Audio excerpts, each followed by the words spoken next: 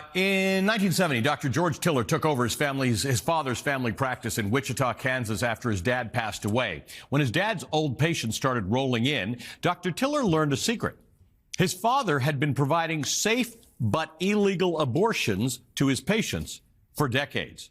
It hadn't been Dr. Tiller's plan to go into family practice, much less women's health, but he was so moved by meeting his father's patients and hearing their stories, seeing the need that his father had been filling, that once the Supreme Court affirmed the right to an abortion with Roe v. Wade in 1973, Tiller began a decades-long career as an abortion provider, eventually becoming Wichita's lone abortion provider.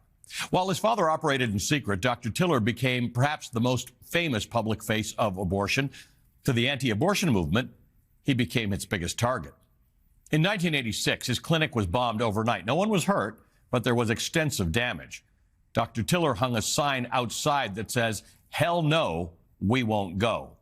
In 1991, thousands of anti-abortion activists descended onto Dr. Tiller's clinic in Wichita in what they dubbed the Summer of Mercy. Weeks of protests and blockades designed to shut down the clinic and end abortion access.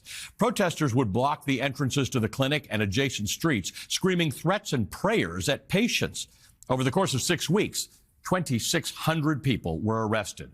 In 1993, Tiller himself was shot 5 times by an anti-abortion extremist, but Dr. Tiller was not the only one being terrorized by violent anti-abortion extremists. Clinics across the country would be vandalized, blockaded. Doctors, nurses, and volunteers would be stalked, harassed, and assassinated.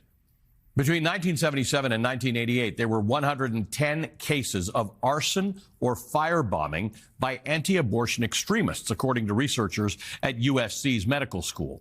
And in 1993, the same year Dr. Tiller walked away from that attempted assassination, an OBGYN in Pensacola, Florida, named Dr. David Gunn was shot dead outside the abortion clinic where he worked.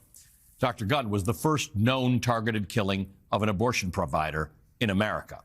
The following year, 2 receptionists were shot and killed, and 5 others wounded at a pair of Boston area clinics. In all, at least 11 people have been killed in attacks on abortion clinics since then. But this was the political climate in which President Bill Clinton signed the Freedom of Access to Clinic Entrances, or FACE Act, in 1994. It prohibits anyone from using force, threat, or threat of force, intimidation, or injury to prevent someone from obtaining or providing reproductive health services. On Thursday night, President Trump announced he would pardon 23 anti-abortion extremists who had been convicted for violating the FACE Act. One of them, Lauren Handy, was sentenced to 5 years in prison for essentially invading a Washington, D.C. clinic. She posed as a patient with an appointment before 8 of her allies barged into the building and blocked the doors with chains and ropes. When police searched her home, they found 5 fetuses she had stolen from that clinic. In an interview with New York Magazine, Handy said, quote, "I've accepted the reality that my life will be in and out of jail," end quote. Not so. The president has pardoned her and her 9 co-conspirators. And on Friday, Trump's Justice Department issued an order curtailing all prosecutions under the FACE Act, save for extraordinary circumstances. So, despite Donald Trump's insistence on the campaign trail that states will do what they want with abortion, his pardon of people convicted for violating the FACE Act and his order that it largely no longer be enforced in the future sends a very clear signal to women and women's health providers that the government will not protect abortion rights even in states where they are still guaranteed. And worse is the signal that he's sending to extremists, that it's now acceptable to make use of threats, intimidation, and perhaps violence to shut down abortion clinics. Our next guest knows as much as anyone in the country about the very real consequences of anti-abortion extremism and violence. In 1991, she took a summer job answering phones for the Wichita Women's Center, unaware that a mob was descending on her city in the Summer of Mercy. Back then, she didn't know Dr. Tiller personally, but eventually Julie Burkhart came to work closely with him, later becoming his clinic spokesperson. That was until 2009, when George Tiller was shot to death at his own church by an anti-abortion extremist. The clinic closed, and with it, abortion access in Wichita vanished. Burkhart worked hard to reopen Dr. Tiller's clinic. She endured harassment and threats. She saw wanted posters with her face and address on them. She saw protesters at her home where they stood outside carrying signs, one of which read, quote, "Prepare to meet thy God," end quote. And then she went on to open more clinics in states that were hostile to abortion rights, even before the fall of Roe v. Wade, in Wyoming and Oklahoma. Joining me now is Julie Burkhart, founder and president of Wellspring Health Access. She's also the founder and former CEO of Trust Women, a women's health care provider. Julie, it's good to see you again. Thank you for being with us. This has real world consequences for you.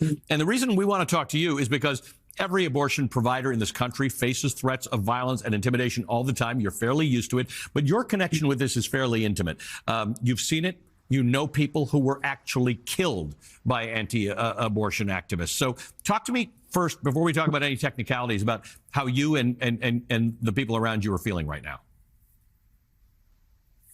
Well, I have to say, when I first heard about this, the first thing I thought about was clinic security and, wanting to make sure that we are going to be safe in the clinics.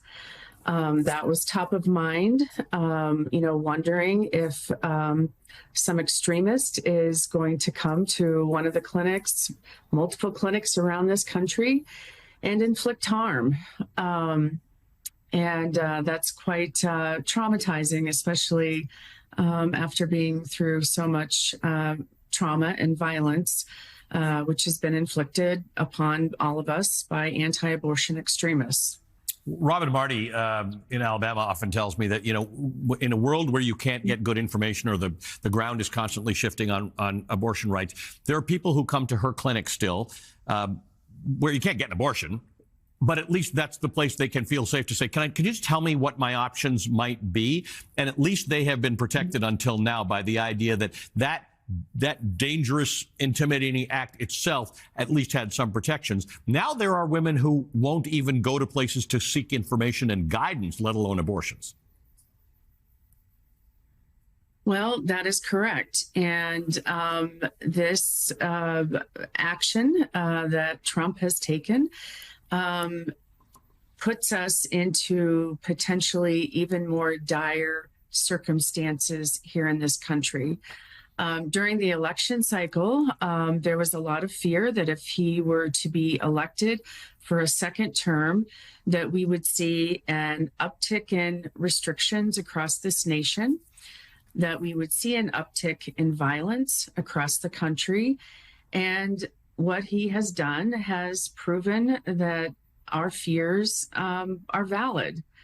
And it makes me, I hurt for the women and the people who just simply need good, sound medical health care, and they are going to feel that this level of intimidation is going to keep them from being able to access that. And people deserve to have good medical care, accurate medical care in this country. It's a right, not a privilege.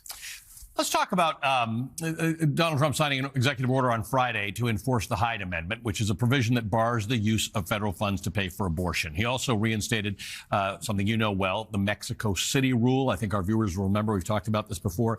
That bars federal funding overseas from going to any non-governmental organization that performs, advises on, or in their words, promotes abortion.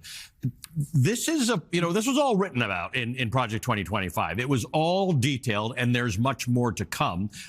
Surprised that it all happened in the first week, or entirely unsurprised?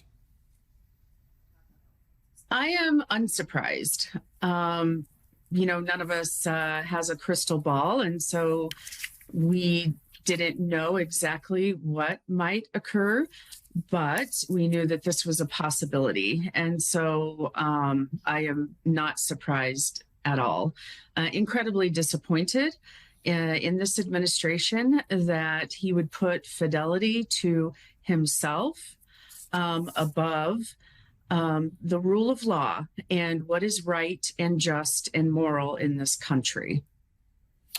This business about the FACE Act, House Republicans are backing a bill to repeal the actual FACE Act. Is there a practical difference as far as you understand between the DOJ not enforcing it, which is what Donald Trump has signed an executive order for, and of course pardoning people who were convicted under it, and repealing it materially? Is there any difference, or it's the same concept?